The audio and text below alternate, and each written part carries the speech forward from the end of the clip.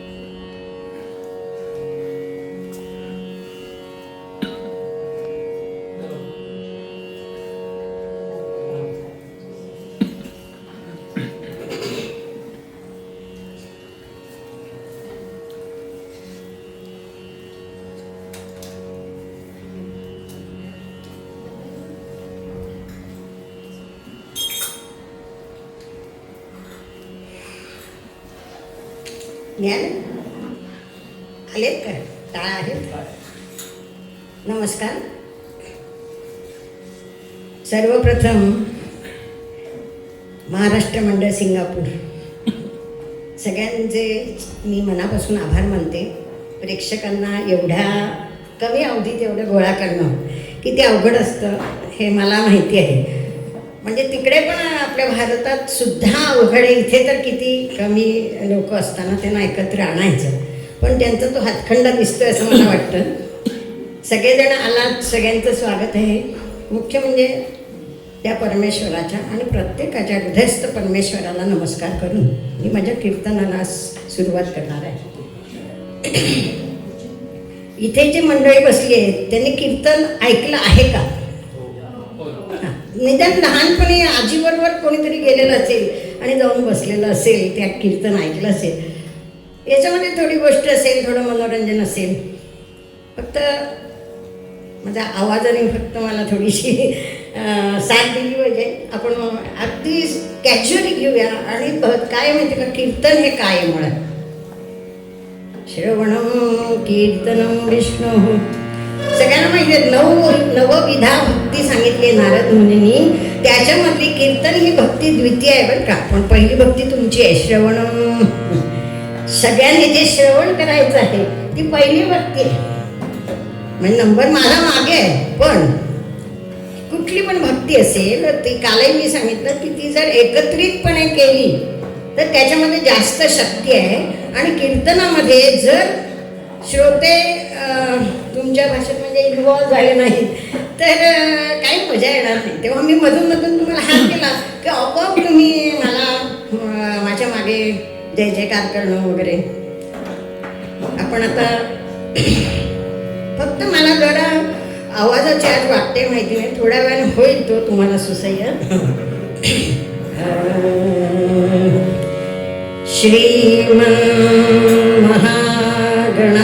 श्रीमन्महागणाधिपतये सरस्वत्ये नमः। श्रीमत्सद्गुरुचरणारविन्दाभ्यां नमः। श्रीमत्कुलदेवताय नमः। श्रीमोहिनी राजाय नमः। सगळ्यांनी म्हणा माझ्याबरोबर, गुरुर्ब्रह्मा गुरुर्विष्णू गुरुर्देवो महेश्वरः गुरु साक्षात् परब्रह्म तस्मै श्री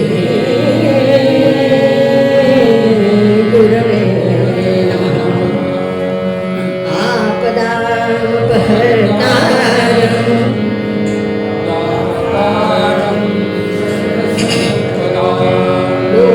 लोकाभिरामं श्रीरामं भूयो भूयो नमामि। कृष्णाय वासुदेवाय हरये परमात्मने प्रणतक्लेशनाशाय गोविन्दाय नमो नमः। वाव भगवान गोपाल कृष्ण महाराज की राजाधिराज रामचंद्र महाराज की महारुद्र हनुमान की नमः। पार्वती पते हर हर महादेव। पंढरीनाथ महाराज की जय। पांडुरंग हरी वासुदेव हरी पांडुरंग हरी वासुदेव हरी। बोला पुंडलीक वरदा हरी विठ्ठल। बोला पुंडलीक वरदा हरी विठ्ठल। श्री ज्ञानदेव तुकाराम पंढरीनाथ महाराज की जय। जय रघुवीर समर्थ। छान, खूप चांगलं रे. म्हणजे आपण कुठेतरी गावाला जातो किंवा हिल स्टेशनला आणि तो एको आल्याशिवाय चैन पडत नाही आपल्याला. तसं तुमचा चांगला रिस्पॉन्स आहे.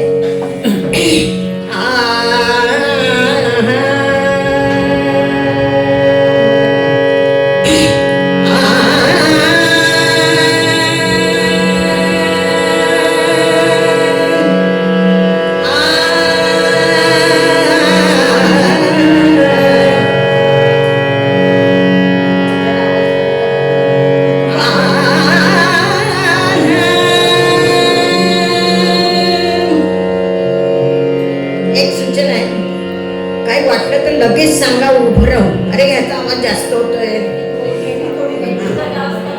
कारण मग नंतर आपण सांगताय. अहो असंही झालेलं आहे, कीर्तन झाल्यानंतर लोक येतात, काय सुंदर कीर्तन झालं, हो काय सुंदर कीर्तन झालं. आम्ही आपलं वा आवडलं का तुम्हाला? नाही ऐकूच येत नव्हतं. असं होऊ शकतं. असे सगळे अनुभव घेऊन झालेत. म्हणून सांगायची गोष्ट अशी, काही हे जास्त वाटते, तबला जास्त वाटतंय, माझा आवाज नीट लागत नाही, काय ते तुम्हाला वाटेल लगेच उभं राहा आणि सांगा, तर तुम्हाला असं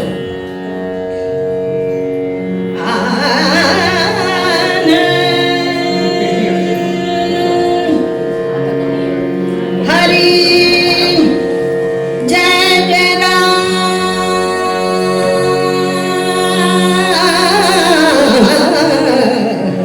कृष्ण हरी जय जय राम।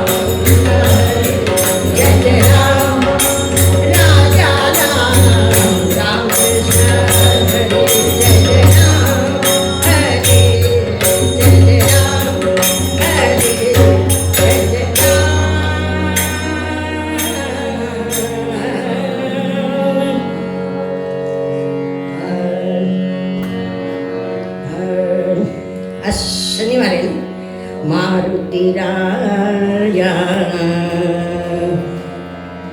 मारुतीराया बलभीमा हो बलभीमा मारुतीराया बलभीमा बलभीमा दया करावी मदतीना हो दया करावी दया करावी मदतीना हो मदतीना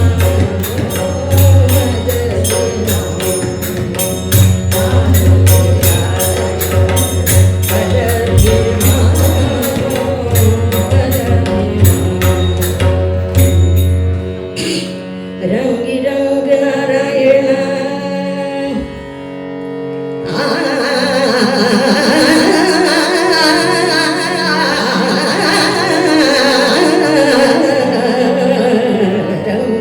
रंग नारायण रंगी रंग नारायण उभा ठाकरो कीर्तना रंगी रंग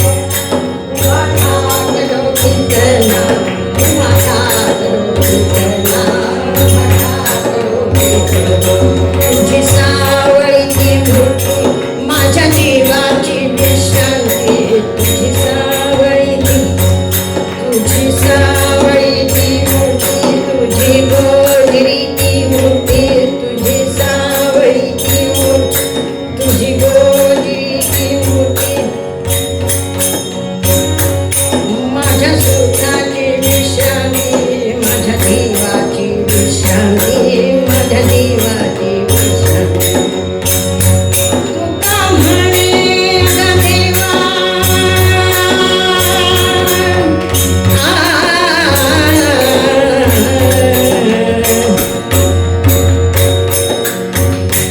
तुका म्हणे ग देवा तुका म्हणे ग देवा तुका म्हणे तुका म्हणे ग देवा देगी तैया ठेवा देगी तैया ठेवा देगी तैया ठेवा देगी तैया ठेवा राम राम राम राम राजा राम राम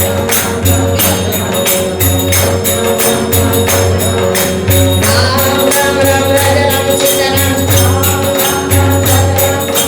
राम राम राम राजा राम सीताराम राम राम राम राम राजा राम सीताराम राम राम राम राम राजा राम सीताराम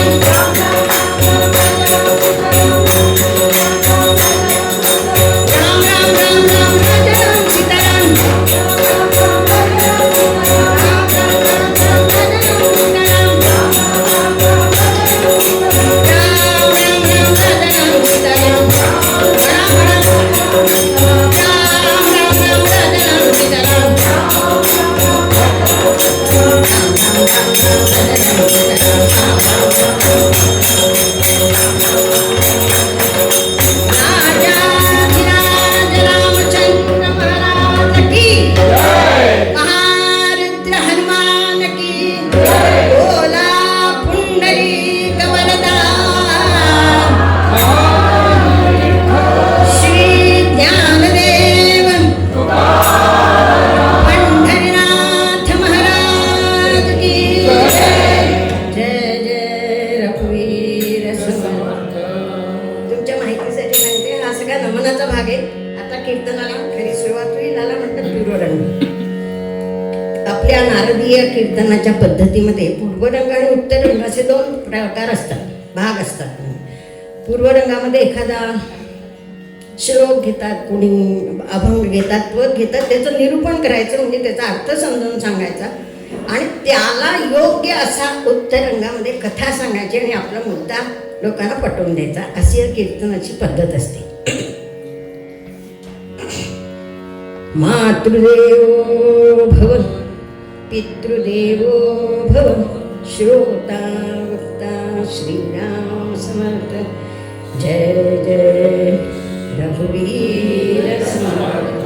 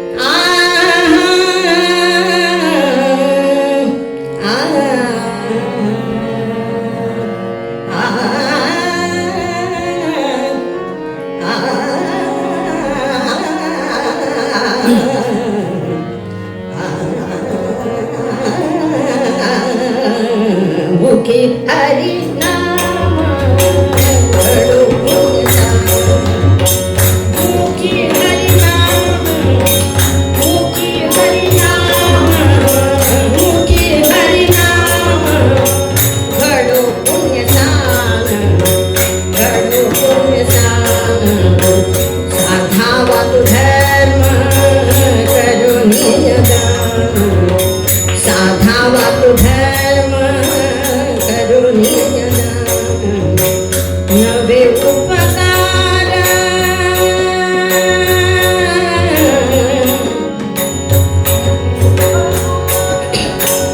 नवे उपकार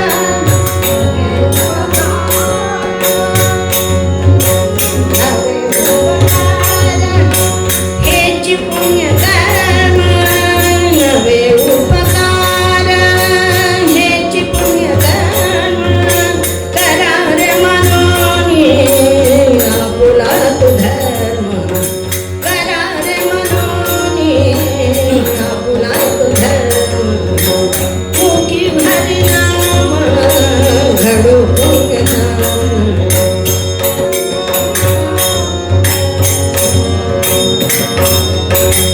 योग्य स्थळी योग्य वेळी योग्य त्या व्यक्तीचा करावे दान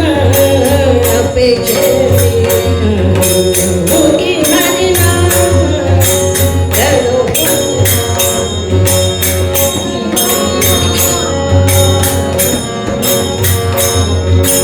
दानशूर खरा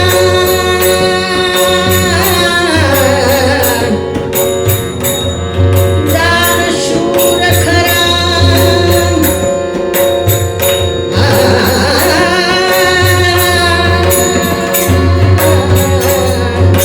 दानशूर खरा धर्मात्मा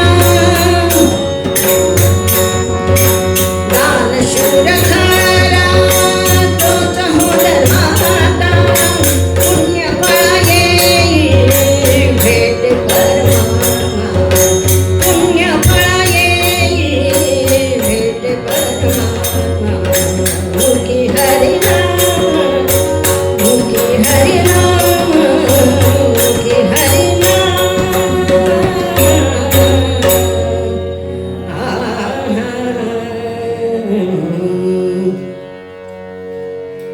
मुखी मुखी हरिनाम घडो पुण्य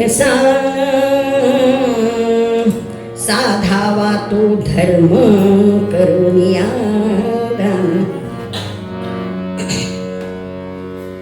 तुम्ही म्हणाल मुखी हरिनाम हे बरं आहे कारण का ते सोपं आहे हो काही करावंच लागत नाही तोंडाने आपलं नाव घ्यायचं आणि त्यातून खूप कित्येक कीर्तनकारांनी सांगून ठेवलेलं आहे नाना याचं महत्त्व तर किती आहे नामाचं हे तर नाम विठोबाचे पर्वत जळती पापांचे म्हणजे किती पाप करायला मोकळीक नाव घेतलं की सगळं झालंय म्हणले कसं माहितीये का आपण काय पाप करतो हेच आपल्याला माहिती नसतं आपल्या हातून इतकी पाप होत असतात आपल्या धर्मामध्ये दुसऱ्याबद्दल मनात वाईट विचार येणं हे सुद्धा पाप सांगितलंय ते तर आपल्या मनात सारखं येतच जातं आपण नाही म्हणत तसं पण असे अनेक गोष्टी एखादी वस्तू आपल्याला हवीशी वाटणं आपली नसलेली वस्तू आपल्याला हवीशी वाटणं हे सुद्धा पाप सांगितलं असं सांगत बसले तर फार वेळ जाईल एक पाप झालं आपल्याकडून चुकून तर एक काडी बाजूला टाका गवताची असं करता करता इतकी पापं होतात की गवताच्या गंज्या उभ्या राहतील त्याचे पर्वत तयार होतील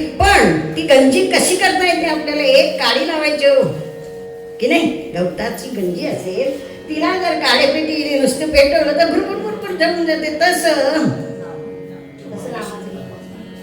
पाप असं करू नये पाप करायचे नाही तुम्ही म्हणाल आम्हाला तर सांग पण त्याच्यात कारण खूप आहो नुसतं नाव घ्यायचं असं नाही मग त्याला अटी खूप आहे त्या ऐकल्यानंतर तुम्ही म्हणाल नको त्याच्यापेक्षा पाप न करणं बरं आहे पण चुकून नाकून झालेली पाप नामामुळे जातात अमृताहुनी गोड नाम तुझे देवा किती ऐकले आपण त्याच्यापेक्षा ध्यायन कृते यजन यज्ञैः ध्यायन कृते यजन यज्ञैः त्रेतायां द्वापरे च यदाप्नोति तदाप्नोति कलौ संकीर्त्य केशवं. काय सुंदर सांगितलंय जे आम्ही 4 युगामध्ये 4 युग माहिती आहेत सगळ्यांना आधी आम्हाला यज्ञ करायला लागायचे तप करायला लागायचं मोठमोठ्या अर्चना पूजा अर्चा करायला लागायच्या.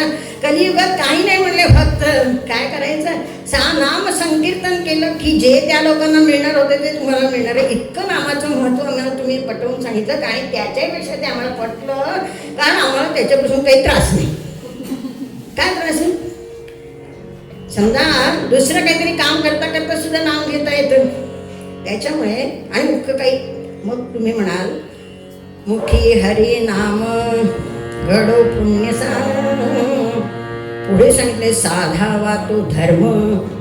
अजून का धर्म म्हणले, करो निया दान. आता दान करायचं म्हटलं तुमच्याबद्दल नाही बोलत पण सर्वसाधारण माणसाची अशी वृत्ती असते की नाही, काही कोणाला द्यायचं म्हटलं की जीवावर येतं की नाही सांगा. दान म्हणजे अगदी फार मोठं आपण व्याख्या वगैरे नको करूया. दान म्हणजे देणं असं जर म्हटलं तर उचलून कोणाला काही द्यायचं म्हटलं की जीवावर येतच, किती नाही म्हणा. अहो कशाला, मी माझ्या इकडचे सांगणार आहे संदर्भ. आमच्याजवळ 500 रुपये नाही आहेत सुट्टे, आपण म्हणतो 500 रुपये आहेत का, सुट्टे आहेत का, खिशात असतात. पण नाही हो, बरं नाही सांगतो आपण, म्हणजे किती खोटं बोलतो, देत नाही का. कारण कुणा काही काढून द्यायचं म्हणलं की आपल्याला नकोच वाटतं.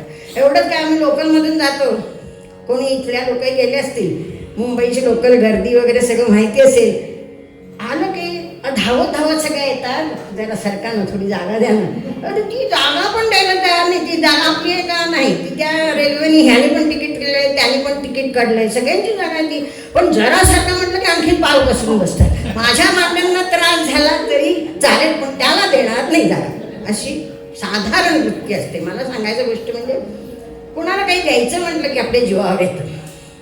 आणि इथे तर म्हटलंय साधा मात्र धर्म करोनिया दान.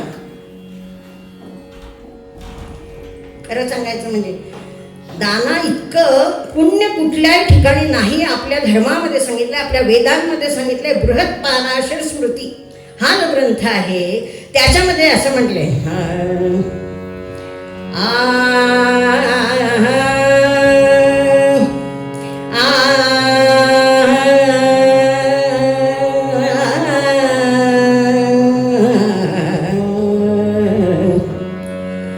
सगळ्यांना संस्कृत समजत नसेल तर बघूया आपण, पण कळण्यासारखं आहे. न दानात परमो धर्म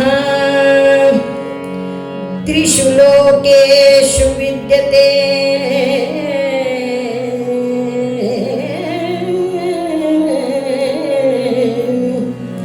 न दानात परमो धर्म त्रिषु लोकेषु विद्यते.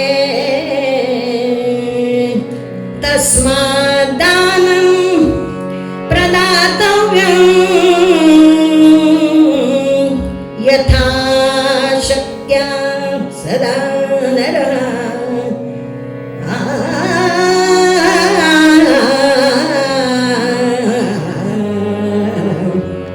दानेन प्राप्यते स्वर्गम्.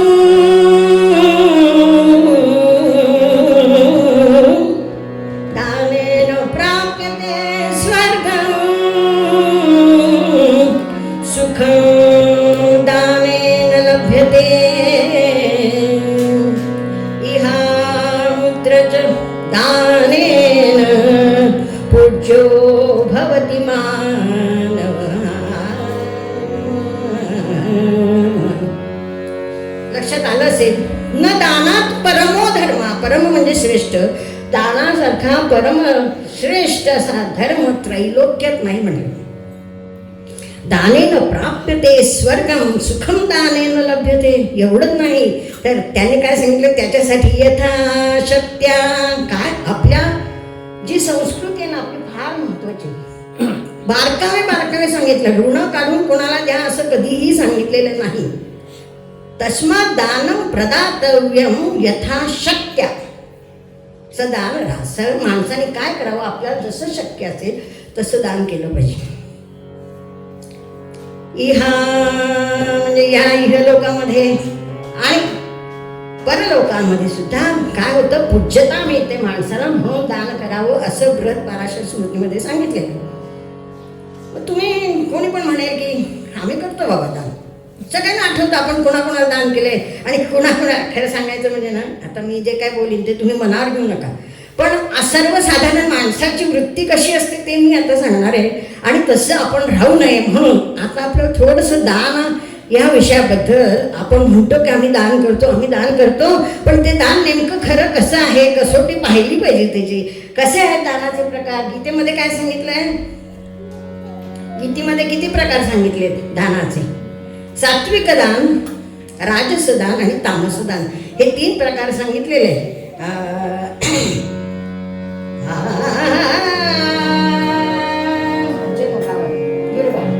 म्हणजे पंचम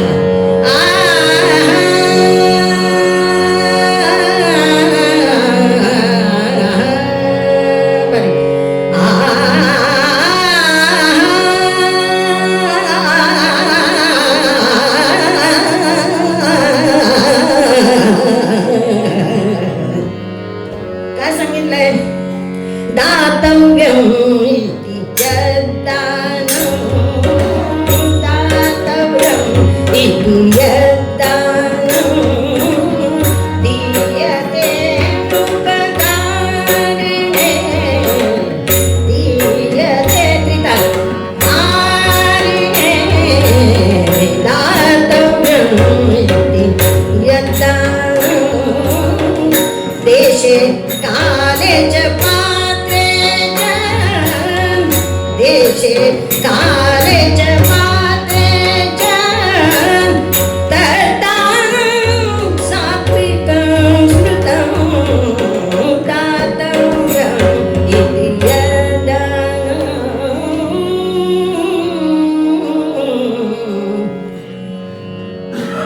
दातव्यम् इति यद्दानं सगळ्यांना माहिती आहे, गीतेचा अर्थही माहिती आहे.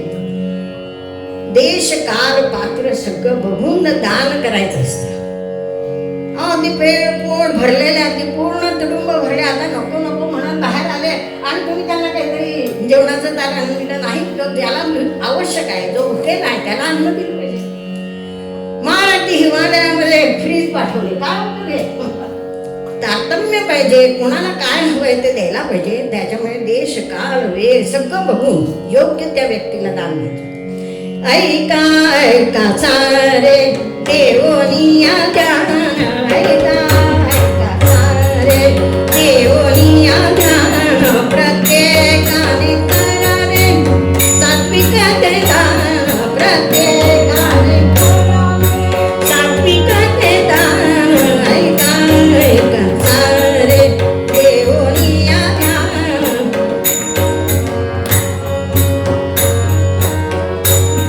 नवे उपकार केची पुण्य कर्म, नवे उपकार केची पुण्य कर्म, करारे मनोनी आपुला तो धर्म, करारे मनोनी आपुला तो धर्म.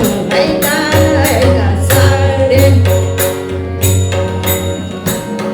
ऐका ऐका सारे.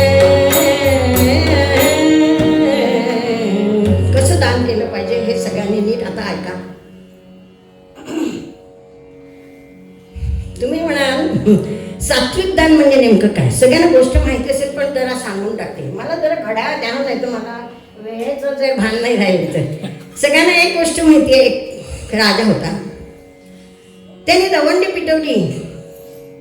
म्हणजे आपल्या राज्यावर परचक्र येणार आहे, प्रत्येकाने आपापल्या घरातला एक एक मुलगा मला पाठवा सैन्यामध्ये. इथे खूप छान, मला हा मुद्दा म्हणून का घेतला माहिती आहे का, की इथे सिंगापूरमध्ये मला आवडलं. म्हणजे कदाचित ज्याला प्रत्यक्ष जायला लागतं तिथे त्यांना काय अडचण असेल मला माहिती नाही, पण बाकीच्या लोकांना खूप छान वाटतं की देशासाठी ही मुलं 12वी नंतर 2 वर्ष मिलिटरी ट्रेनिंग घेत आहेत, कधी बोलवलं तर जात आहेत, काहीतरी त्याच्यामध्ये चांगला उद्देश असणारच. तर तसं त्यावेळेला राजाने दवंडी पेटवली की प्रत्येकाच्या घरातून एक एक मुलगा माझ्याकडे आला पाहिजे.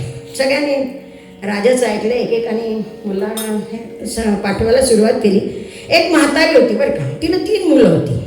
तिने एक मुलगा पाठवला, नंतर बातमी आली की तो गेला. सगळेजण जमले, तिला सांत्वन केलं तिचं. ती अजिबात जरा सुद्धा दुःखी कष्टी नव्हता. म्हणली काय हरकत नाही, माझ्याकडे दुसरा मुलगा आहे, मी त्याला पाठवतो.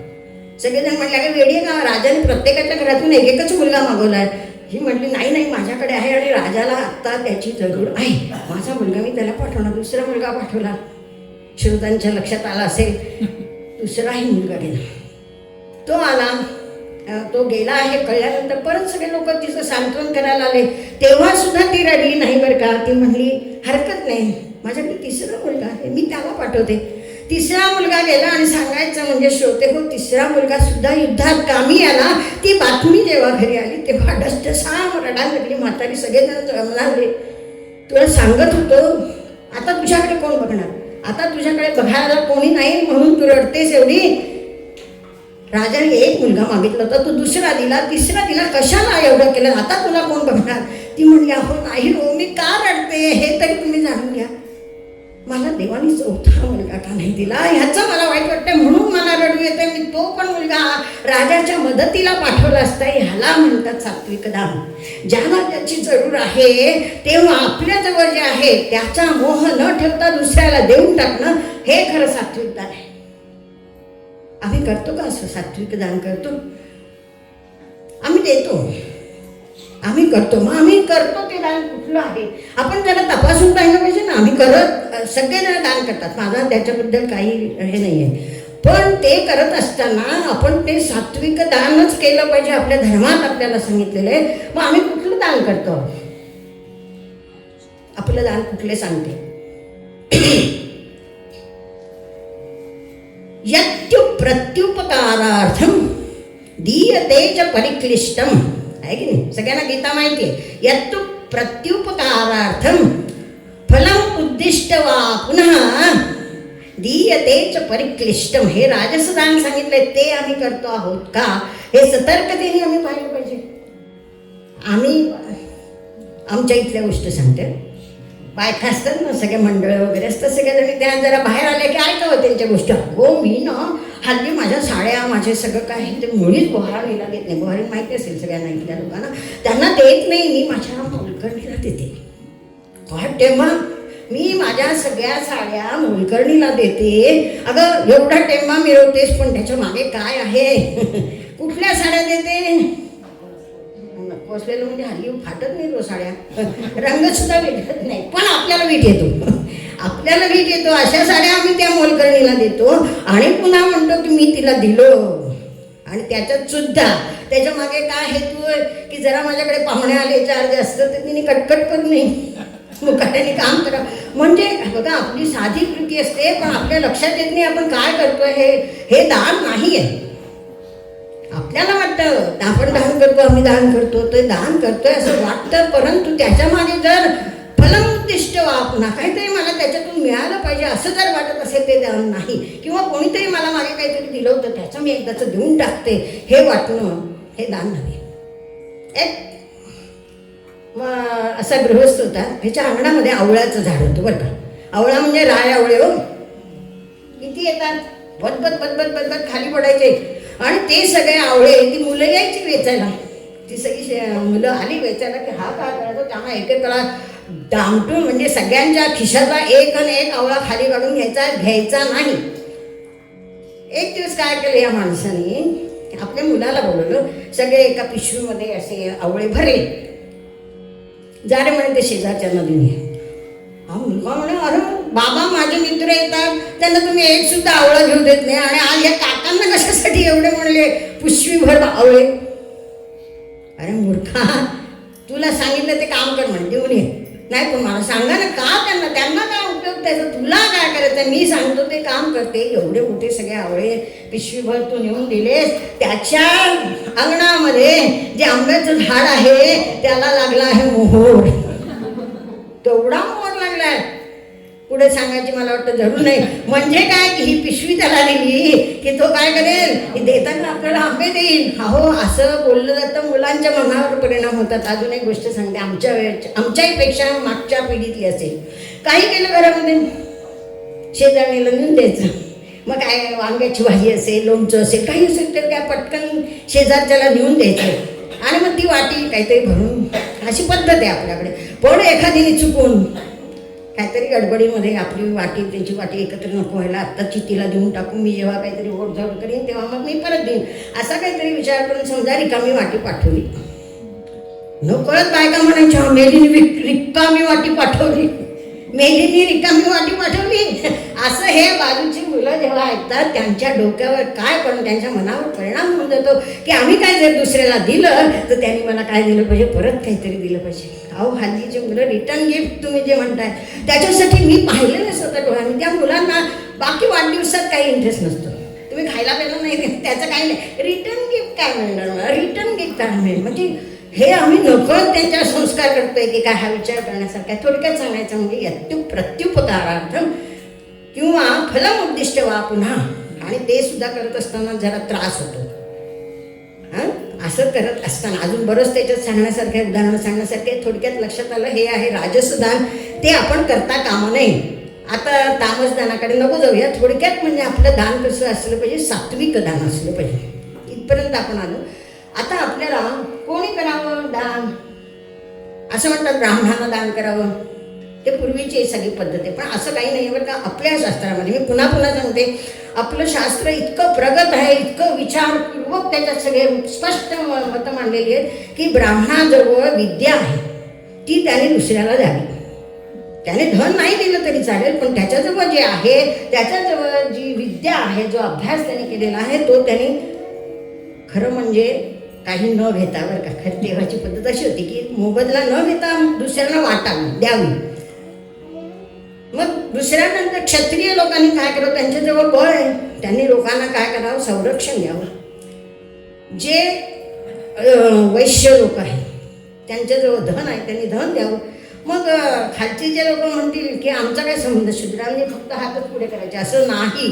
तुमच्याजवळ सेवा करण्याची हे लिहिलेली आहे, तुम्हाला सांगून ठेवलं आहे शास्त्रामध्ये की चातुर्वर्ण जो आपला लिहिलेला आहे त्याच्यामध्ये सगळ्या लोकांनी दान केलं पाहिजे, हे अगदी आवर्जून सांगितलेलं आहे. आजकाल आपल्या इथे सुद्धा खूप लोक असे आहेत की आपला वेळ देतात लोकांसाठी. समजा आता आमची सगळी मुलं, सगळ्यांचंच असा परिस्थिती आहे की तुम्ही सगळे लोक इथे येऊन बसले, आम्ही तिकडे एकटेच असतो. मग अशा वेळेला दोनच म्हातारी घरात आहेत म्हटल्यानंतर काही वेळ येते, प्रसंग येतो, त्यावेळेला तरुण मुलं अशी काही पुढे आली आहेत की तुम्हाला काका काही मदत लागली, दवाखान्यात देत असेल तर आम्ही येतो. ही सेवा आहे, हे दानच आहे बरं का. हे चांगलं दान आहे. म्हणजे आम्ही फक्त दान म्हणजे कोणीतरी काहीतरी दिलं, आणि 1 लाख रुपये दिले, शिर्डीला एवढा मोठा सोन्याचा हार घातला, एवढे पादुका केले, हे दान आहे असं नाही. आणि त्याच्यातही आपल्याला ते पुढे बघायचं की दान कसं नसलं पाहिजे हे नंतर बघूया. आधी कोणी करायचं हे झाल्यानंतर आता त्याला ज्याची जेव्हा जितकी जरूर आहे तेवढं त्याला देणं म्हणजे दान आहे, हे थोडक्यात आपण पाहिलं. पण गंमत अशी आहे की हे दान केल्यानंतर त्याचा उच्चार नाही करायचा. कधीच उच्चार करू नका. जे काय दिलं असेल दुसऱ्याला, मी दुसऱ्याला दिलं म्हटलं की त्याचं सगळं पुण्य गेलंच. मुख्य दानाच्या 4-5 गोष्टी आपण बघून लगेच उत्तरंगाकडे जाणार. बऱ्याच प्रकारचे दान आहेत. कुठल्या प्रकारचं दान तुम्ही देऊ शकतात. अन्नदान आहे, वस्त्रदान आहे, काय कोणाकडे असेल जे जे काही वचनदान सांगितलेलं आहे. नंतर आपल्याला काही नसेल आपल्याजवळ, माझ्याजवळ काही नाही, नाही कसं तुमच्याजवळ रक्त आहे अंगामध्ये. मी वैद्यकीय कीर्तन करते बरं का. त्याच्यामध्ये रक्तदान, नेत्रदान, देहदान असे बरेच विषय आहेत. त्या रत्नाचे दान, त्या रत्नाचे दान, त्या रत्नाचे दान, त्या रत्नाचे दान. सळसळ वाहे नसा नसा तुम्ही, सळसळ वाहे नसा नसा तुम्ही, जीवदान ठरणार, जीवदान ठरणार. सगळ्यांचं रक्त आहे ते आपण दुसऱ्यांना रक्तदान, फार मोठी चळवळ आहे. ते रक्तदान करावं. नेत्र आहेत तुमच्याकडे, नाही जिवंतपणे, पण जाताना नेत्र देऊन जाता येतात. एक कोण म्हणून दाखवते बघा. दान करा रे नेत्रांचे मृत्यू समयी, दान करा रे नेत्रांचे मृत्यू समयी, उजळून द्यावी अंधाची नेत्र समयी, वाची नेत्रस्य मणी. जे तुमच्याजवळ आहे ते सहज तुम्ही देऊ शकता. आता हे दान का करायचं, महत्वाची गोष्ट अशी आहे. असं सांगितलंय समम ब्रह्म, हे सूत्र आहे आपल्याकडे. समम ब्रह्म म्हणजे जिथे समता आहे तिथे ब्रह्मानंद आहे. उदाहरणार्थ जर समजा काही लोक खूप गरीब आहेत, काही लोक खूप श्रीमंत आहेत, अशी तफावत असेल तर तिथे अस्वस्थता असते, मारामारी, भांडाभांडी, चोऱ्यामारा होतात आणि समाज काय असतो, त्रस्त असतो. पण ज्या वेळेला ज्याच्याकडे काहीतरी आहे त्यांनी द्यायला नाही त्याला दिलं आणि समानता आणण्याचा प्रयत्न केला तर काय होतं की हा जो मधला गॅप म्हणतो आपण ज्याला, ती जर निघून गेली तर सगळ्यांनाच आनंद मिळतो. जर सगळेजण एकाच पद्धतीचे असतील, म्हणून वारकरी पंथामध्ये बघा जेव्हा वारीला जातात सगळे तेव्हा तो डॉक्टर असो, इंजिनियर असो, कोणी नाही, सगळे माऊली बाज. तिथे सगळेजण विसरलेले असतात. ज्या वेळेला मनामध्ये एक भाव आहे, समभाव आहे, तिथे ब्रह्मानंद ठेवलेला आहे. कितीतरी उदाहरणं देता येते. समम ब्रह्म हा दानाचं मुख्य तत्व काय असेल तर सगळीकडे समता स्थापन करण्याचं आहे. जिथे खड्डा आहे तिथे काहीतरी आपण टाकून तो बुजवला पाहिजे. अहो आपल्या किती साधी साधी म्हणजे आपल्या उदाहरणं देता येतील. तराजू असतो ना, पूर्वी तराजू असा, हल्ली काय सगळं डिजिटल याच्यावर ठेवलं की येत आहे. पण पूर्वी तराजू असायचा, 2 पागडी आहेत, ह्याच्यातली जरा कमी झालं तर इकडे टाकणं. ह्याच्यानंतर जेव्हा समतोल होतो त्यावेळेला भांडण, म्हणजे समजा आता आपण व्यवहार करतोय तो समतोल जेव्हा होतात, दोन्ही तगडी किंवा पागडी काय म्हणतात ते जेव्हा समतोल होतात त्यावेळेला दोघांनाही आनंद असतो. मग भांडण भेटलं जायचं. भांडण म्हणजे वाद नाही, हा व्यवहार झाला की दोघांमध्ये समान हे असणं आवश्यक आहे. अजून एक गोष्ट आपण नेहमी पाहतो, डोंबाऱ्याची ती मुलगी असते, ती काय करते, अशी काठी हातात मध्ये घेतलेली असते, ती त्या एका दोरीवरनं चाललेली असते. इकडे तोल जायला लागला, ती काय करते, इकडे दाब देते. माहिती ना, पाहिला असेल सगळ्यांनी. तो इकडे ताळ म्हणजे त्याला वरती आणायचं, इकडे तोल गेला तर इकडे आणायचं. म्हणजे समतोल साधणं हे सर्वकडे आपल्याला सांगितलेलं आहे. आणि तो जर साधला गेला तर आपल्याला काय करता येतं, सहज, आणि त्याचा आनंद मिळवता येतो. म्हणून दान करणं आवश्यक आहे. दानाचं महत्त्व अशासाठी आहे. अजून एक गोष्ट सांगता येईल बघा की दान, आता माझ्याजवळ 100 रुपये आहेत, मला 70 रुपयामध्ये सगळं काम होते, पण 30 रुपये मला आहेत अजून वापरायला. मी काय करणार, उपभोग घ्यायचा त्याचा म्हटल्यानंतर नको त्या गोष्टींमध्ये आणखीन खर्च करणार. म्हणजे आमची काय करायची वृत्ती वाढली. आम्ही वाममार्गाला जायला सुरुवात करतो. या उलट माझ्याजवळ 100 रुपये आहेत, मला खर्चायचे आहेत 100 रुपये, पण मी 30 रुपये आधीच बाजूला काढून ठेवले बरं का. ह्याच्यातले 30 रुपये मी बाजूला काढून ठेवले तर आम्हाला सवय लागते त्या 70 रुपयात आम्ही आमचं भागवतो बरोबर. म्हणजे आपल्या मनामध्ये विवेक निर्माण होतो, दुसऱ्याला देताना प्रेम निर्माण होतं. हे सगळं आपोआप दानामुळे होत जातं. काय करायचं आपण, काय नाही. लहान मुलांना आपण जेव्हा देवळात घेऊन जातो 1 रुपया द्यायचा, आपण टाकायचं नाही, आपण खूप टाकून झाले त्या ह्याच्यात टाकायचं असेल किंवा कुठे द्यायचं असेल तर त्या मुलांकडनं देताना सवय लागली पाहिजे. 2 दिवस झाले, 3ऱ्या दिवशी आजोबा मला रुपया द्या ना, मला त्या ह्याच्यात टाकायचं असं म्हणणारच तो मुलगा. आपल्यावर फार जबाबदारी आहे मुलांना दान करायला शिकवण्याची. आणि ते दान कुठलं असलं पाहिजे, सात्विक दान असलं पाहिजे. खूप बोलण्यासारखं आहे, फक्त आता त्याच्यातले कुठल्या गोष्टी टाळायचं ते सांगते आणि मग आपण पुढे जाऊया.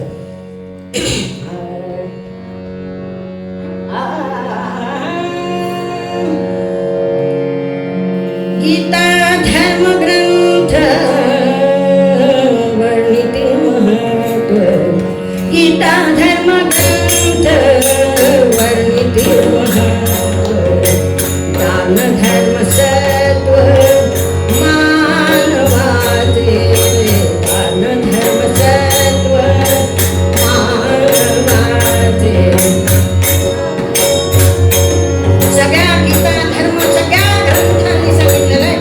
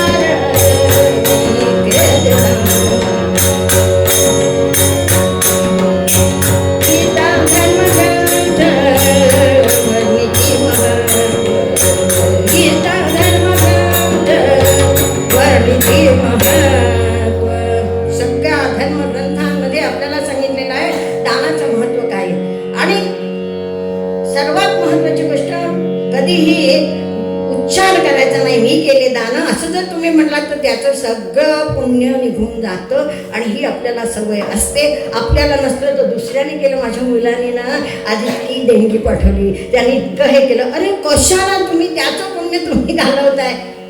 त्या मुलांना कळलं नाही. बरं आता जाता एक गंमत सांगतो बरं का. काही लोक विचारतात हे दानाचं जेव्हा सांगत असतो तेव्हा येऊन विचारतात अहो उजव्या हाताने दान करावं ना. बरोबर, आपल्या धर्मामध्ये उजव्या हाताला महत्त्व दिलंय. पण एक लक्षात ठेवा, उजव्या हाताने का डाव्या हाताने विचार करतच बसू नका. कारण डाव्या हातातून समजा तुम्ही 500 रुपये काढले ते द्यायचा विचार करताना ते उजव्या हातात घेईपर्यंत विचार बदलून जाईल आणि नको नको असं वाटून जातं. मी कितीतरी ह्याच्यावर उदाहरणं गमतीची सांगतो, आता इथे सांगत नाही मी, परंतु थोडक्यात सांगायचं म्हणजे डाव्या हातातून उजव्या हातात ते धन घेऊन, धन म्हणा काय असेल वस्तू असेल ती देईपर्यंत आपल्या मनातला विचार निघून जाणार आहे. हे लक्षात ठेवा. असं होत नाही की 5च्या ऐवजी नाही आपण 10,000 करूया असं नाही. बाकीचे लोक कुठे देतात? कोण देतात? 100 रुपये देतात. आपण लगेच 100 रुपये, कोणी 10 रुपये देत आहे, मग आपण लगेच खाली येतो. असा विचार होऊ नये म्हणून डाव्या हाताने का उजव्या हाताने विचार करू नका. मनात दानाचा विचार आल्याबरोबर दान करून टाका. थोडक्यात अजून एक ह्याच्याबरोबर 2-4 गोष्टी सांगायच्या की कुणाचं काही देणं घेतलेलं असेल तर ते मात्र ठेवू नका. जर कोणाचं काही देणं राहिलं असेल तर ते वेळच्या वेळी द्या. कारण आपल्यामध्ये असं सांगितलेलं आहे की जर कोणाचं देणं बुडवलं तर त्याचं पाप 3 पिढ्यांपर्यंत पुढे जातं बरं का. आपल्याला लक्षात येत नाही एखाद्या घरामध्ये अपंग मूल जन्माला येतं. हे लोक एवढे सगळे चांगले, यांच्या नशिबाला असं का आलं तर याचं कारण असं सांगितलंय आपल्याकडे की मागच्या जन्मी तुम्ही काहीतरी कोणाचं तरी देणं बुडवलंय, त्याचा दोष पुढच्या 3 पिढ्यांपर्यंत जाऊ शकतो. म्हणून ठेवू नका कुणाचे देणे, बुडवू नका कुणाची ठेव,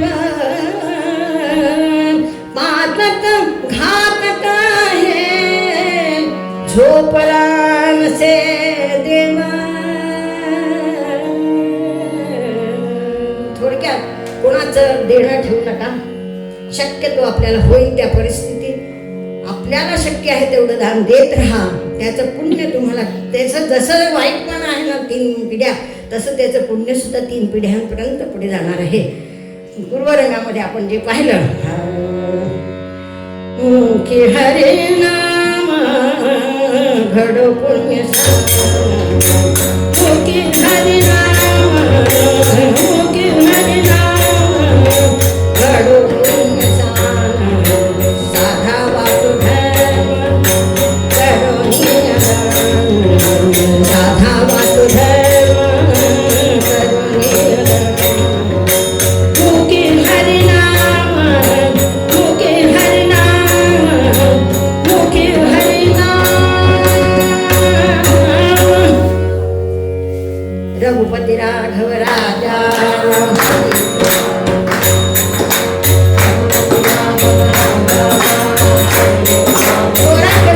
आवडला असेल तर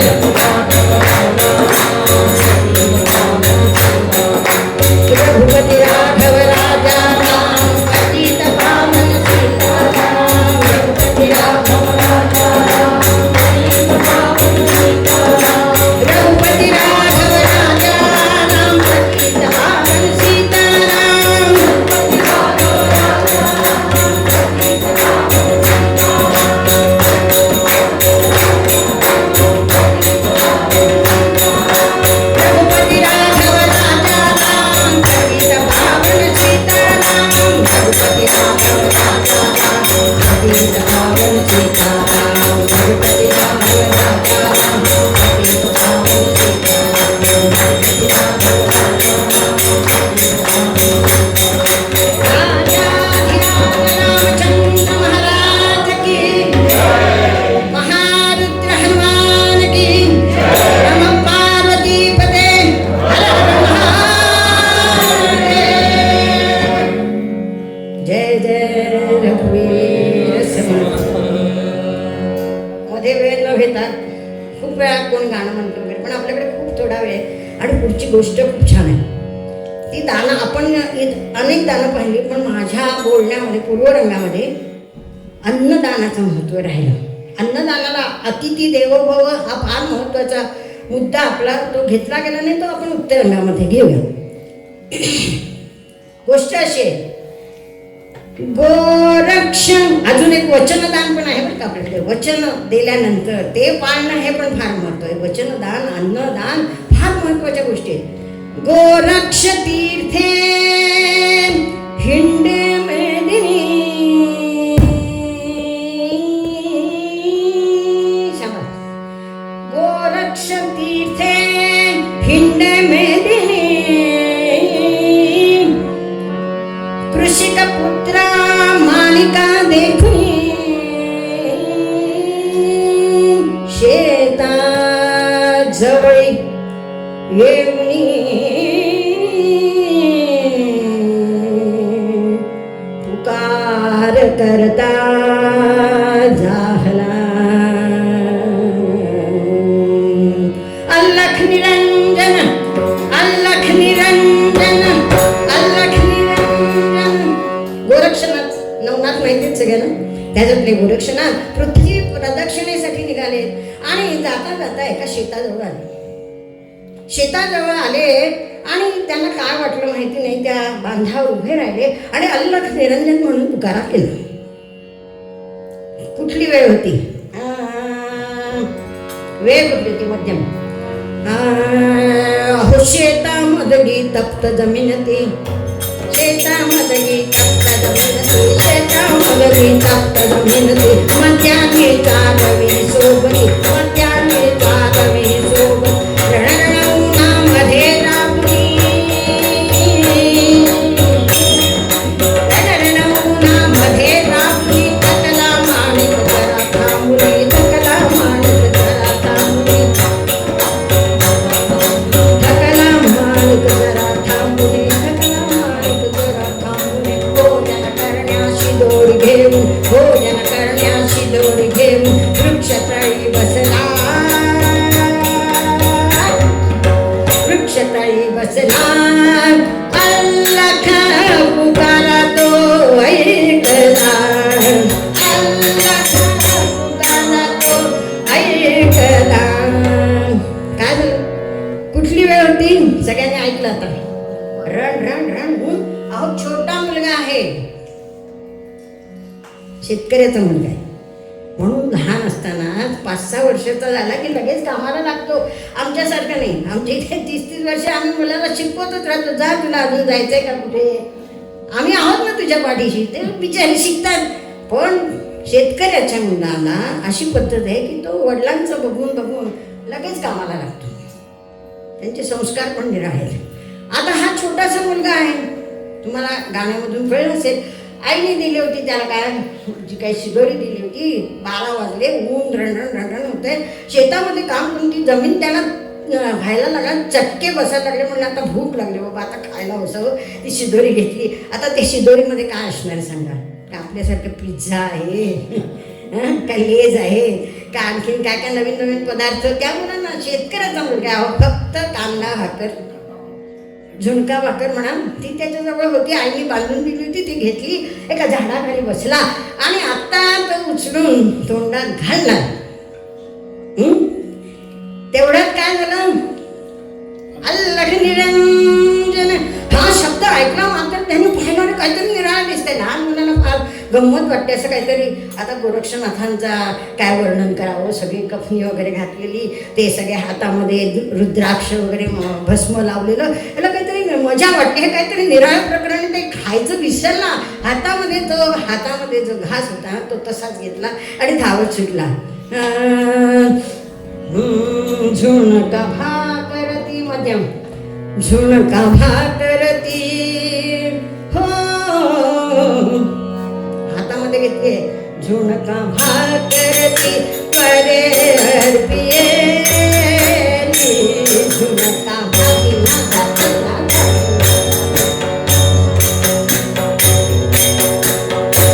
झुणका भाकरती करे अर्पिये,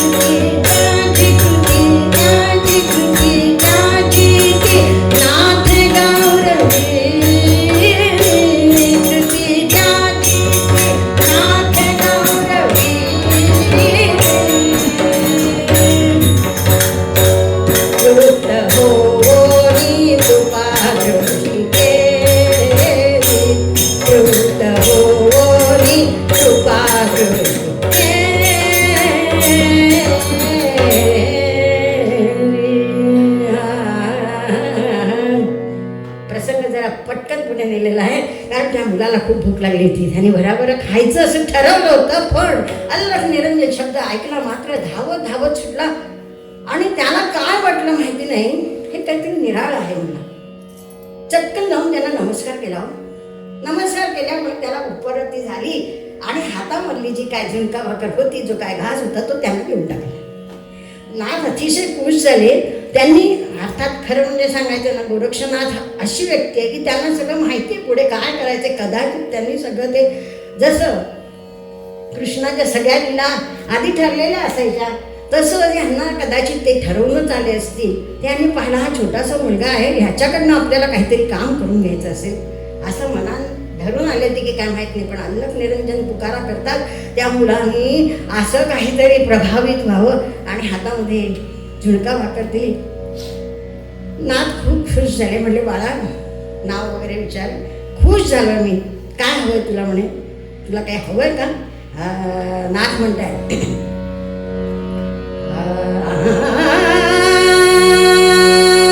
पंचम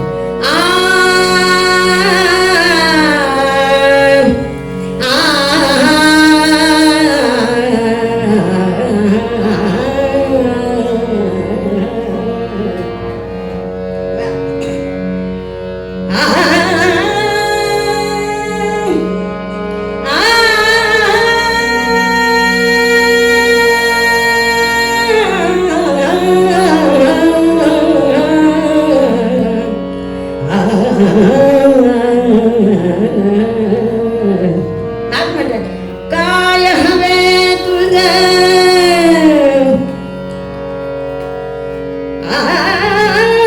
काय हवे तुझे सांग माणिका.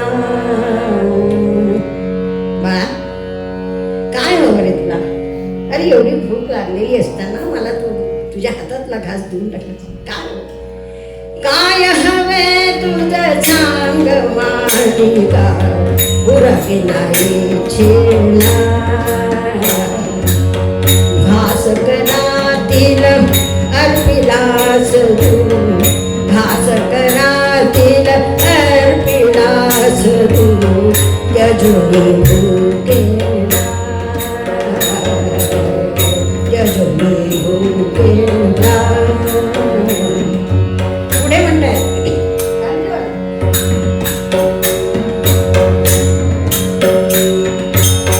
काय हवे तुझं सांग माणिका, पुरके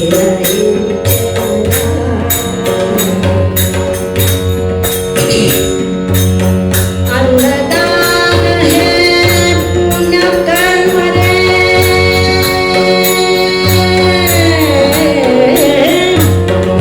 अरे बाळा तुला कळलं नाही, तुझ्या हातात पुण्य झालंय. त्या मुलाला पुण्य पाप कळतंय का? अन्नदान हे पुण्य कर्म रे, घडले मध्यानीला. तृप्त करुनिया गोरक्षाला, तृप्त करुनिया गोरक्षाला.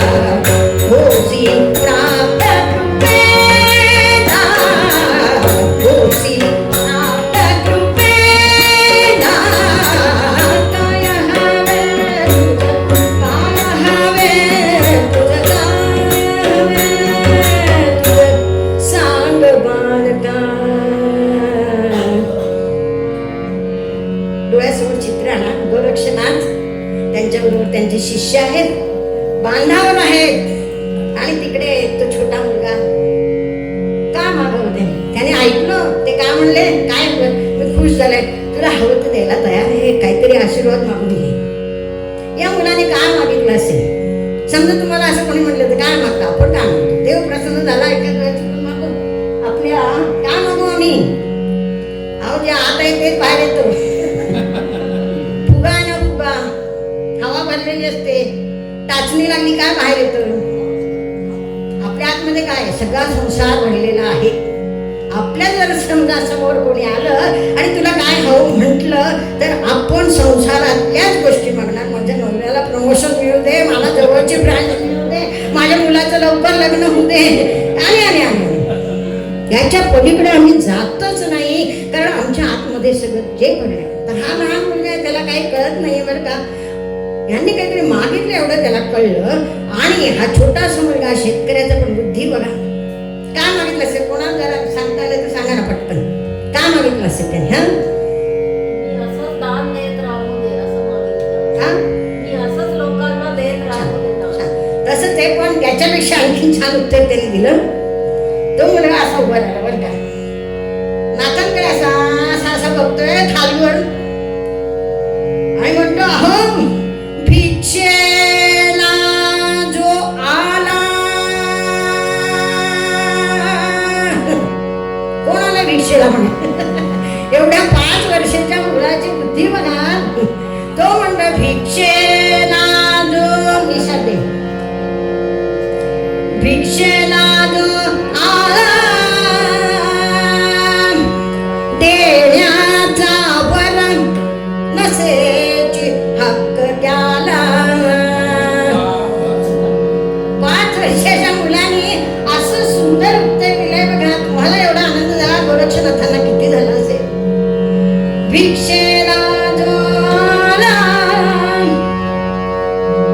छान वाजत आहे ते जरा.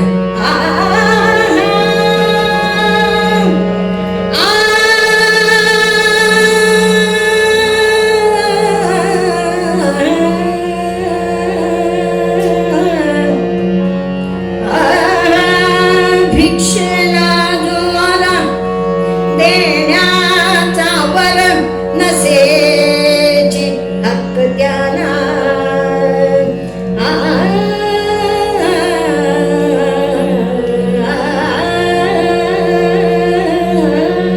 छान साधे तर गाऊन घ्यावं.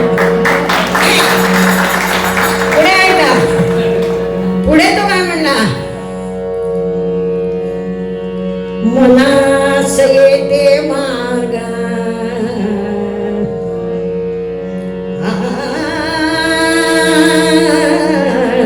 मनास येते मार्गा, देण्या माणिकाचे सिद्ध झाला.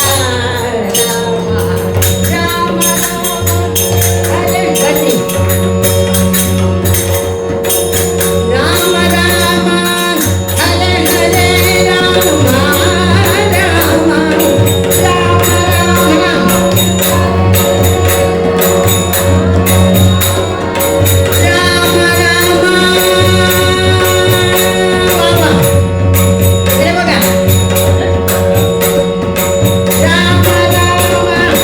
हरे हरे, राम राम राम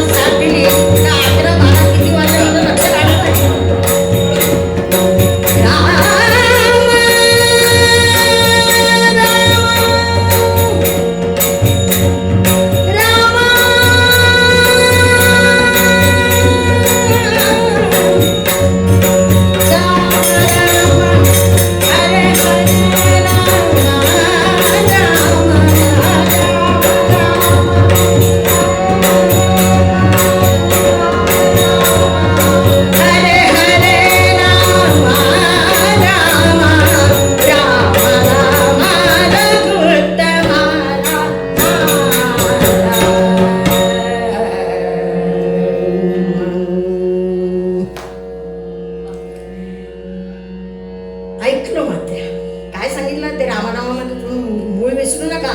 त्यांनी काय सांगितलं, मनास येते मागा. त्या मुलाला काय वाटलं, लहान मुलं असतात बघा, खेळणी असली की ती कोणाला काही देऊन टाकतात. पण हातामध्ये कॅडबरी आहे, काहीतरी खायची वस्तू आहे, ती दे म्हणलं की नाही म्हणतात. हो की नाही, साधारण लहान मुलांची वृत्ती अशी असते.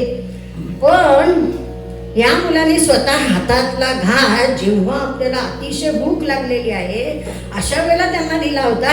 त्याच्यामुळे तर अजून काय मागणार आहे, माझ्याजवळ जे महत्वाचं होतं ते तर मी यांना दिलं. अजून मागतील तर ती टोपली मागतील, काय खराटा असेल, काय शेतातली अवजार असतील ती मागतील, देऊन टाकू. म्हणून तो म्हणतो मनासे ते मग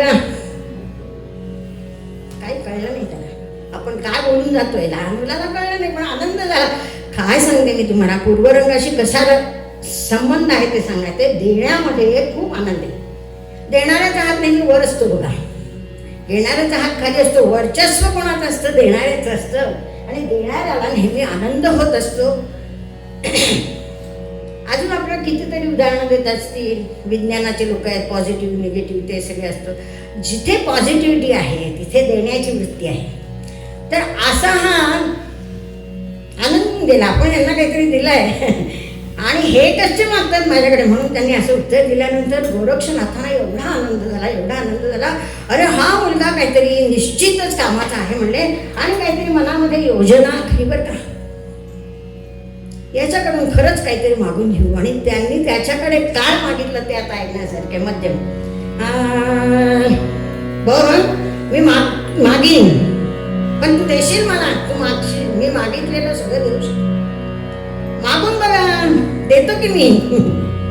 असं उभं राहिलं, छोटं मला डोळ्यासमोर आलं मात्र चित्र, तर तुम्हाला मजा येईल. गोरक्षनाथ म्हणतात माणिका माणिका दे मजला विश्वास, माणिका दे मजला विश्वास, माणिका दे मजला विश्वास. चालू ठेवायचं. विश्वास ते म्हणजे काय? मला वचन दे, मी काय सांगितलं असं मला मी करेन, हा मला विश्वास दे.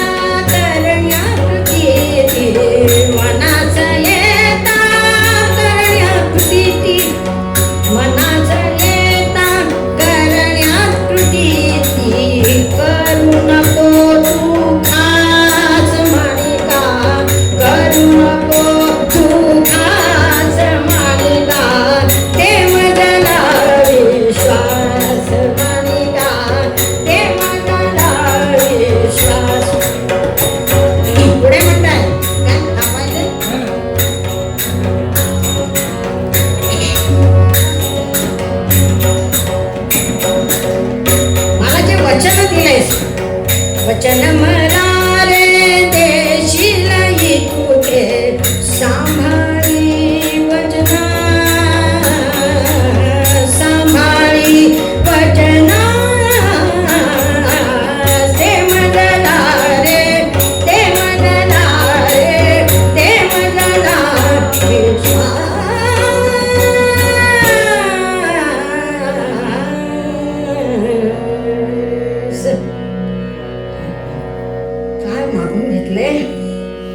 गोरक्षनाथांनी त्या मुलाला काय मागितलं, त्या 5 वर्षाच्या मुलाला काही कळलं नाही.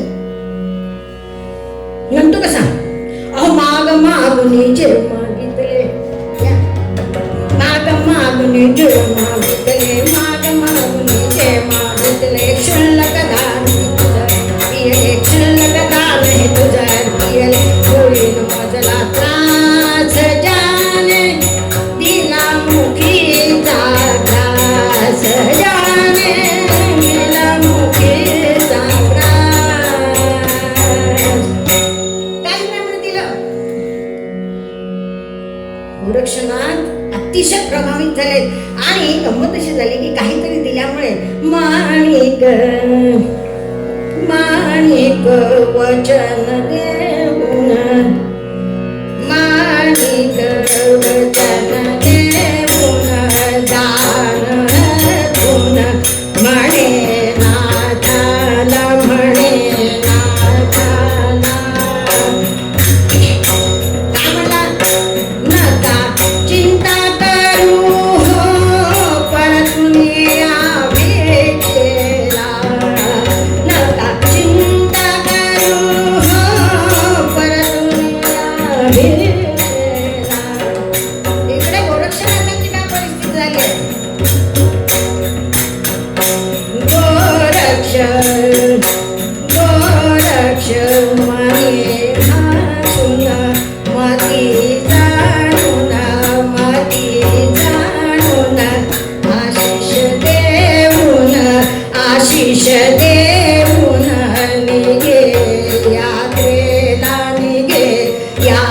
गेला वाट पहा म्हणे मम बसून इथे बांधाला वाट पहा म्हणे मम बसून इथे बांधाला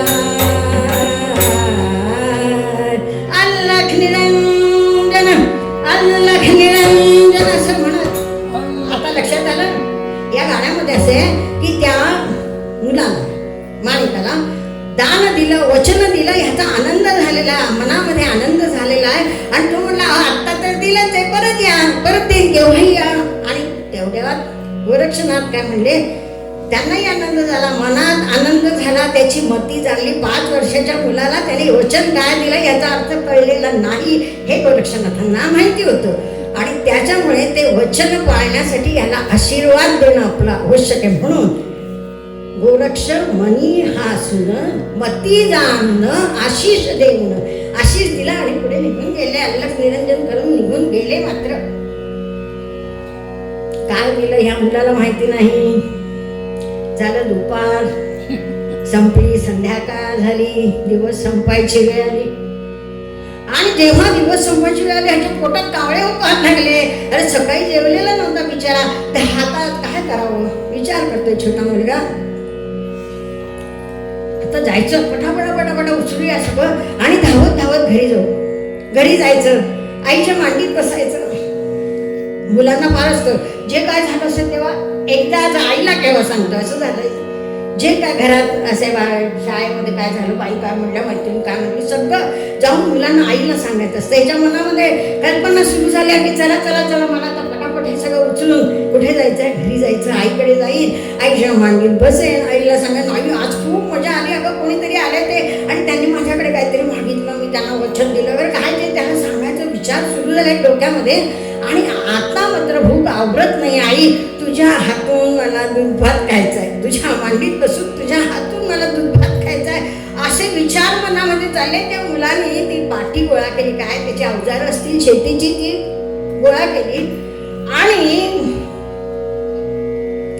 डोक्यावर घेणार पाटी घेतली बांधावून आता घरी जायला निघाला तेवढ्यात त्याला एकदम कळलं काहीतरी निघालोय आपण घरी आपल्या मनामध्ये विचार आले आहेत इच्छा निर्माण झाली आहे काय इच्छा निर्माण झाली आईकडे धावत जायचं तिच्याकडे बसून तिच्या हातून दूध भात घ्यायचं या सगळ्या इच्छा आहेत आणि मी त्यांना सांगितलंय ज्या बरं इच्छा जाईल तर रे सोडी हवस अरे मला हे करायचं नाहीये या छोट्या मुलाच्या लक्षात आलं की मी काही करू शकत नाही असा उभा आहे बरं का असा पाय उचलला बांधावर डोळ्यासमोर चित्र ना तो छोटा मुलगा डोक्यावरती ती टोपली घेतली आहे आईकडे जायचा विचार करतो आणि तेवढ्यात त्याच्या लक्षात आलं घरी परतावे विचार करतोय घरी परतावे म्हणून उठण्या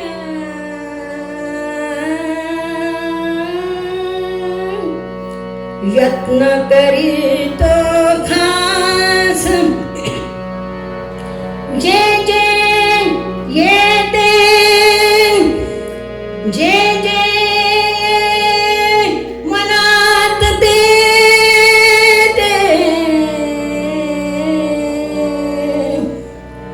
करणे अशक्य होत्या काय झालं त्याच्या लक्षात आलं की मला मनामध्ये इच्छा निर्माण झाली आईच्या जवळ जायचं नाही आता दूध भात खायचा नाही काही नाही सगळ्या इच्छा मला सोडल्या पाहिजे एवढंच नाही तर जे जे करण्या मनास येते करू नको तो खास कुठलाही कृती करायची नाही म्हणजे मी त्याला असं वाटलं की आता असा पाय उचललेला तो खाली टेकवतो नाही मी पाय पण नाही आणू शकणार आता असं त्याच्या मनात आलं त्या मुलाच्या आणि तो छोटा 5 वर्षाचा माणिक बाळ बरं का डोक्यावरती अशी ती टोपली धरलेली आहे अर्धवट पाय असा तर मला करता येत नाही पण असा उभा आहे असाच उभा राहिला हा डोईवर डोईवर सामान ते घेऊन डोईवर सामान ते घेऊन बांधावरती त्याच स्थितीत बसून बांधावरती त्याच स्थितीत बसून गोरक्षासी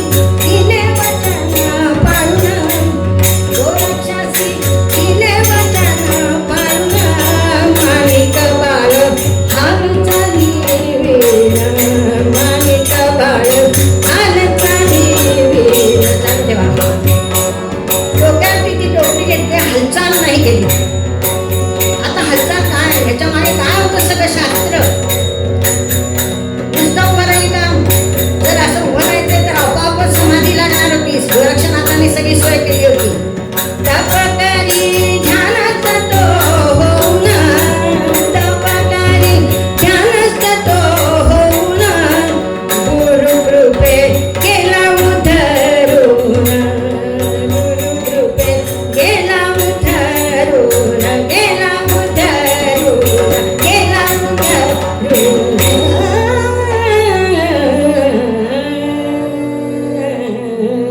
काय झालं? या मुलाच्या लक्षात आलं की आपण गोरक्षनाथांना दिलेलं वचन पाळलं त्याने. आपला विषय असा होता वचनदान, अन्नदान. हे सगळं त्याच्याकडनं घडलं होतं. आणि मग तो मुलगा 1 दिवस नाही, 2 दिवस नाही, महिने झाले, 12 वर्ष झाली, तसा तसा त्या बांधावरती उभा होता. त्यावेळेला ते म्हणले होते ना, वाट पहा म्हणे मम बसून इथे बांधाला. पण तेव्हा त्याला कळलं नव्हतं. त्याचा अर्थ असा होता की तू आता इथेच थांबायचं आहे, इथे तप करायचं आहे. सगळं गोरक्षनाथांनी करवून घेतलं होतं. 12 वर्ष झाली. गोरक्षनाथ आले, पृथ्वी प्रदक्षिणा करून त्याच्यानंतर तिथे आले आणि त्यांनी पाहिलं. त्यांना माहिती होतं असं होणारच आहे. जवळ गेले, पाठीवरनं हात फिरवला. वाल्या पोळ्याच्या अंगावर जशी वारूळ, तसं त्याच्या अंगावर वारूळ झालेले. ऊन वारा पाऊस काही नाही. 12 वर्ष मुलगा तसा उभा आणून पाठीवरनं हात फिरवला. उठ बाळ उठ म्हणले, आशीर्वाद दिला, डोक्यावरती हात ठेवला आणि आपला शक्तिपात म्हणतो ना, जशी त्याला शक्ती दिली गोरक्षनाथांनी त्या मुलाला काय आशीर्वाद दिला, तर त्याला आपल्या नवनाथांच्या पंक्तीमध्ये म्हणूया असं बसवून घेतलं. त्याचं नाव ठेवलं अडबंगनाथ. अडबंग म्हणजे अडाणी. जो मुलगा अडाणी होता त्या मुलाने काय केलं? वचनदान. त्या मुलाने काय केलं? अन्नदान. आणि नकळत केलेल्या दानाचा एवढा परिणाम झाला की तो अडाणी असलेला मुलगा नवनाथांच्या म्हणजे तेवढ्या प्रतिष्ठेचा, तेवढी पात्रता त्याच्या निर्माण झाली. अर्थात गुरुकृपेची पण साथ होते. हे सगळं कशामुळे झालं? तर दानामुळे. आपला पहिला मुद्दा जो आहे की दान का करायचं, काय होऊन जातं, कुठे आपल्याला त्याची प्रचिती येते सांगता येत नाही. पंचम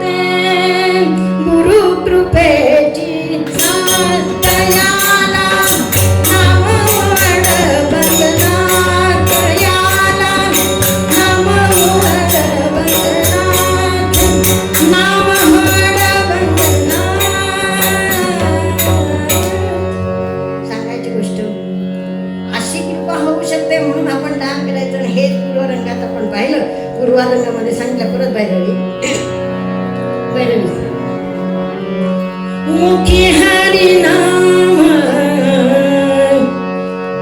आता सगळ्यांना माहिती आहे अभंग. मुखी हरिनाम बडो पुण्यसान, मुखी हरिनाम बडो पुण्यसान. साधावा तो धर्म करुणीय दान, साधावा तो धर्म करुणीय दान. बोला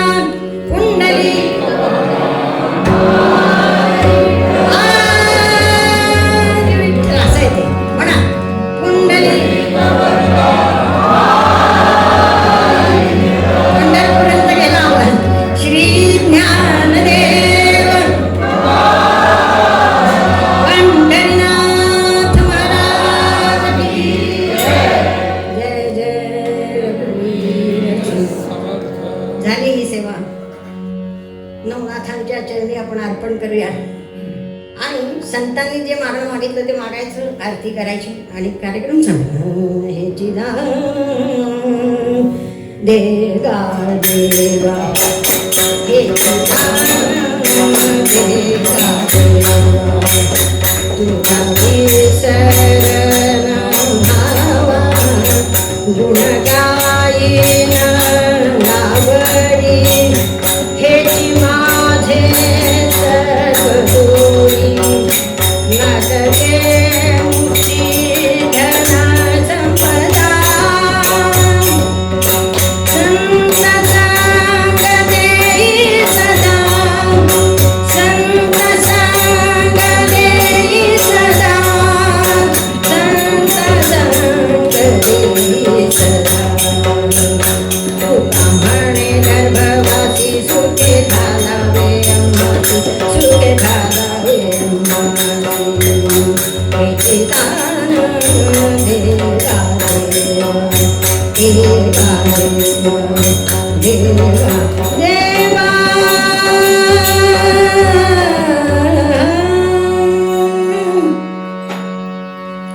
आरती घ्या.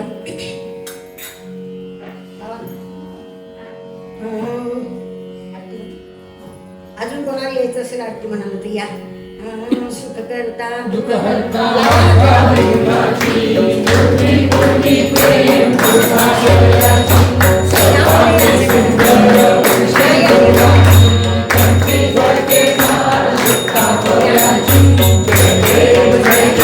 जय मंगलमूर्ती दर्शन मात्रे